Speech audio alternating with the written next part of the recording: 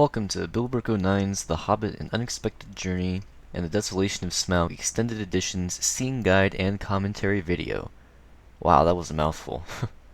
To help further the celebration of the Battle of the Five Armies Extended Edition hitting theaters tomorrow, I thought I'd make a video reminding you all of what's in the previous film's extended editions and telling my thoughts on the scenes.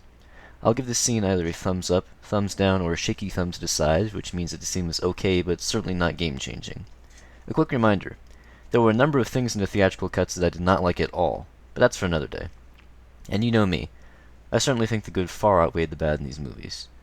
I'll be doing another video like this on either Wednesday or Friday for the Battle of the Five Armies as well, although I might not notice everything if there isn't a scene guide at that point, which there probably won't be. When I do a review of the hard copy later in the year, I'll make sure to hit some of the more minor points in that video. So without further ado, let's jump right into the An Unexpected Journey Extended Edition. Extension number 1, Prologue, The Fall of Erebor.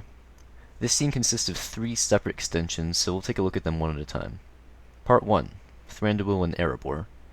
It occurs about 4 minutes into the film and lasts a little less than a minute. The scene consists of the dwarves offering Thranduil the Nauglamir, that is, gems that he highly desires, and then promptly taking them away, all while Bilbo reminds Frodo in his narration of how alliances can be so easily broken. And for what? This is a tough scene to critique. To the casual movie watcher, which there aren't many of for these extended editions, this will be a great scene that helps explain why Thranduil and the elves won't help the dwarves after Smaug attacks the Lonely Mountain. But if you delve deep into things, it gets more complicated. You see, the history of the Nauglamir stretches back far before The Hobbit into the Silmarillion, Tolkien's third most famous book. Long story short, they are lost when Elwing casts herself into the sea rather than lose them to Maedhros and Maglor.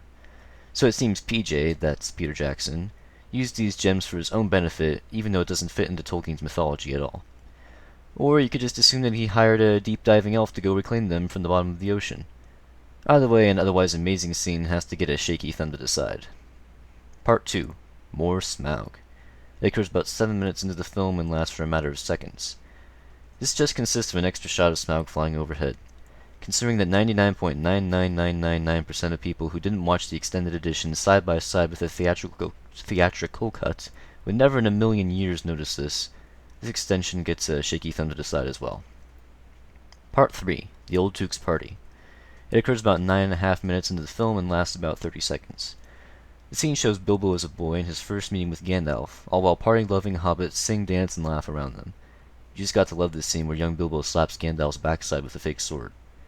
After the heavy fall of Erebor scene, it's a nice feel-good scene that also, I believe, adds to the story quite nicely. One complaint I have is that this scene was supposed to be longer, featuring a puppet show and Gandalf showing Bilbo a baby dragon, which would have been some epic foreshadowing. But even in this condensed form, it's a great scene that definitely gets a thumbs up. Extension 2, Mr. Baggins. This scene occurs about 17.5 minutes into the film and lasts about a minute and a half. This is one of the most widely criticized extended scenes, but I happen to love it. It is really the only time in the movie that we get to see life in Hobbiton, which is an essential ingredient to the beginning of most Tolkien stories. It also features a humorous part where Bilbo tries to run away from Gandalf's tall pointy hat, which actually turns out to be a pile of laundry. But I can certainly see why we didn't need to see where Bilbo got his fish in the theatrical cut. I believe this works well as an extended scene though, and this is one of only 2 completely new scenes in the Auge, An Unexpected Journey, Extended Edition. Thumbs up. By the way, you might want to remember these abbreviations. I'll be using them more in this video. Extension 3, Blunt the Knives. It occurs about 23 minutes in and lasts about 20 to 30 seconds. Don't get too excited, this is not an extension of the song. It is simply the name of the scene according to the Unexpected Pamphlet Scene Guide. It just consists of Bilbo talking with Oin about Bifur's axe head, but it's a nice little scene that I happen to like. Again, many people won't notice it though. Thumbs up. Extension 4, Rivendell. It occurs about an hour and 25 minutes in and lasts about 10 to 20 seconds. This brief extension consists of a little conversation between Bilbo and Gandalf about the magic of the paths leading to Rivendell. Not really necessary, but hardly even noticeable, but all extensions are welcome in my book. Still, I will give it a shaky thumb to decide. Extension 5, A Short Rest. It occurs about an hour and 32 minutes in and lasts off and on for about 2 to 3 minutes. One of the lengthier extensions, this adds some humorous additions to the company's meal at Rivendell, including Keeley checking out what he believes to be elf maidens, one of them turns out to be a man, and Bofur singing a lovely song straight out of the Fellowship of the Ring novel. Again, I can understand why it was cut, but it is a wonderful addition to the extended film. Big thumbs up. Extension 6, The Last Homely House. It occurs about an hour and 39 minutes into the movie and lasts about 2.5 minutes. This scene packs a lot into it for its runtime, and is the only other completely new scene in this extended edition. First, we see Bilbo wandering around Rivendell, which would bore the general public, but of course entertains me. I'm easily entertained. He even gets a glimpse of the shards of Narsil and a painting of Sauron with the One Ring. Now he gets some epic foreshadowing. Next, Bilbo has a conversation with Elrond, who says that the Hobbit is welcome to stay in Rivendell anytime he wants. More foreshadowing. While the previous extensions were great, now comes the one extension that I hate. Naked dwarves. After the conversation with Bilbo, Elrond comes around a corner conversing with Lindir when they stumble across the dwarves taking a bath in the fountain. Not only is it completely unnecessary, but the CGI is the worst in any portion of any of the films, in my opinion. Also add a warning under the rating, brief nudity, that might have disabled younger viewers from watching it, the parents not knowing that the shot is at a huge distance away and doesn't show anything. Overall, the worst extension in any Lord of the Rings or Hobbit film so far. So to wrap up, Bilbo exploring and the conversation with Elrond get a thumbs up, while the naked dwarves get a big thumbs down. Extension 7, The White Council. This scene features two brief extensions. The first occurs about an hour and 42 minutes in and lasts about a little over a minute.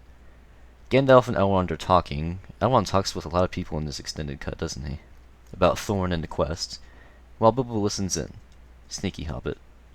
Gandalf begins talking about how Gandalf begins talking about dragon sickness and how Thorin is likely to succumb to it, when Bilbo realizes that Thorin is also listening in. A mildly powerful scene that adds to Thorin's distrust of others. The next part happens an hour and 45 minutes in and lasted a little more than a minute. It is the first of many scenes throughout, at least the first two extended editions, that deal at least indirectly with Thrain. Gandalf and the White Council begin talking about the 7 dwarf rings, which only Gandalf seems concerned about. Saruman reminds him that they are of no value unless the One Ring is wielded with them. Both of these scenes receive a mild thumbs up. Extension 8, The Great Goblin. The extension begins 2 hours and 4 minutes in and lasts off and on for about 3 minutes or so. The first extension is perhaps the most memorable of all the extensions, the Goblin King's Song. I'll be honest, at first I didn't like this scene, but the more I thought about it, I came to realize something. It is the only extension from this movie that comes directly from the book. While the song is like no other in either the Hobbit or Lord of the Rings movies, it actually is kind of catchy and adds character to the Goblin King. I believe this is a scene that you will either love or hate. Later, some more conversation between the king and the dwarves is inserted, including Bofur trying to lie about the company's mission and the goblin telling all of them to shut up. Overall, I definitely gives these extensions a thumbs up. Well, that's it for An Unexpected Journey. The extensions add up to about 13 minutes, and the film has a total of 6 extended scenes and 2 new scenes. Now for the Desolation of Smaug. Extension 1, The Quest for Erebor. This scene occurs about 2.5 minutes into the film and lasts a little less than 2 minutes. This extension lengthens Gandalf and Thorin's conversation in Bree, and adds a flashback to the Battle of Moria. Thorin and Gandalf begin to realize that Thrain was not necessarily killed by Azog and may still be alive. Although a great scene, PJ went a little Inception-like with his flashback within a flashback scenario. Overall, mild thumbs up. Extension 2, Queer Lodgings. This extension occurs about 16 minutes into the movie and lasts about 5 minutes. It is the first of 3 completely new scenes from this movie. Already we begin to see that Tidos's, The Desolation of Smaug's, extensions are much meatier. Another extension ripped straight from the book, this shows Gandalf introducing the dwarves to Beorn slowly, so that the skin changer does not become angry. A great scene and is one of a number of Beorn extensions both from this film and promised in the Battle of the Five Armies Extended Edition. This scene gets a big thumbs up. Extension 3, Where the Shadows Lie. It occurs about 23.5 minutes in and lasts about 2.5 minutes. It is the second of 3 completely new scenes. One of my least favorite extensions is just a conversation between Beorn and Gandalf about the dangers that lie ahead. The coolest part is a brief flashback to the burial of the Witch King, which features a cameo of J.R.R. Tolkien's great-grandson, Royd. Personally, I think the movie already has enough talk of danger in the distance, and that this scene wasn't all that necessary. Although it is nice to see more Beorn. Overall, a shaky thumb to the side. Extension 4, The Elven Gate. It occurs about 29 minutes in and lasts mere seconds. This is probably the most obscure extension from this film. It consists of Gandalf warning the dwarves about the Enchanted Stream, which wouldn't have made sense to include in the theatrical cut since the Enchanted Stream is saved for the extended edition. Not much to say here, so shaky thumb to decide. Extension 5, Mirkwood. It occurs about 31 minutes in and lasts off and on about 5 to 6 minutes. Again, another extension ripped straight from the book, which are usually the best. It features the enchanted stream and Bilbo attempting to cross it. I absolutely love this scene. It is filmed so well and features excellent acting from Martin Freeman even though he hardly says anything. When he looks down the water, you can almost feel the hallucinogenic effect emanating from it, and the twisted branches hanging down from the trees add an even eerier feeling to the scene. The Mirkwood extension also features Thorin attempting to shoot the white stag, which is a symbolic representation of Thranduil. Finally, there's more walking, yay! And additional shots of the dwarves carrying Bomber. The theatrical cut scenes of Mirkwood felt kind of rushed, and these additions, while great in and of themselves, also give the viewer a greater sense of how vast Mirkwood is, and the large amount of time the dwarves spent underneath its stifling boughs. Extension 6, The Master of Laketown. It occurs about an hour and 26 minutes in and lasts more than a minute. This is the first of numerous small additions to Laketown. The scene features further conversation between the Master and Alfred about Laketown's problems, including Bard. It also features another scene that I believe most people will either love or hate, the Master disgustingly eating bollocks, ram and goat, sautéed in lovely little mushroom gravy. I know people on both sides of the spectrum for this scene, and I personally like it because it adds to the love-to-hate-him dynamic of the Master. Thumbs up. Extension 7, The World of Men. It occurs about an hour and 28 minutes in and lasts not quite 2 minutes. It features Bard and the company being chased by Laketown guards and wreaking havoc in a Laketown marketplace. It also features a humorous little exchange between Bard and Braga, the chief Laketown guard. The only bad thing about this scene is the inclusion of the infamous Wilhelm scream, but more on that later. Overall, a good little action scene that gets a thumbs up. Extension 8, The Prophecy. It occurs about an hour and 39 minutes in and lasts about 30 seconds. It features Alfred and the Master discussing the prophecy of the Lonely Mountain, while the Master weighs some gold. A brief little scene, but one that I like nonetheless. Thumbs up. Extension 9, A Warm Welcome. It occurs about an hour and 42 minutes in and lasts about 30 seconds. This quick scene is undoubtedly one of my favorites. After Thorin tells the people of Laketown how they will be swimming in gold, Alfred asks why they should trust a stranger, and if anyone can vouch for him. After an awkward pause, Bilbo finally steps forward and vouches for Thorin. This adds a lot to the friendship of Bilbo and Thorin, and is a scene that I certainly think should have made a theatrical cut. Big thumbs up. Extension 10, The Parting of the Company. It occurs about an hour and 47 minutes in and lasts about a minute. After most of the dwarves leave for the Lonely Mountain, the few remaining dwarves rush to the Master of Laketown and ask him to help the sick Keeley. Of course, being the Master, he demands that they leave his presence, and the dwarves then go to Bard's house like they did in the theatrical cut. Not really a necessary addition, but as I said before, all extensions are welcome. Shaky thumb to decide. Extension 11, The Lonely Mountain. It occurs about an hour and 49 minutes in and lasts about 30 seconds.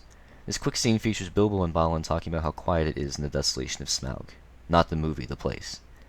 Balin tells about what a happy, prosperous place it once was, and a thrush promptly flies by, offering hope to the weary hobbit. Although a nice addition, many, including me, were expecting the dwarves to actually travel through the deserted dale, so it was a bit disappointing for this extension to be so short. So, shaky thumb to decide. Extension 12, A Spell of Concealment. It occurs about an hour and 52 minutes in and lasts less than 30 seconds.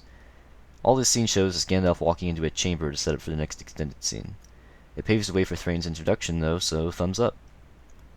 Extension 13, Son of Thror. It occurs very soon after the last scene. There's just a bit of the company searching for the hidden door in between, and lasts about 6 minutes.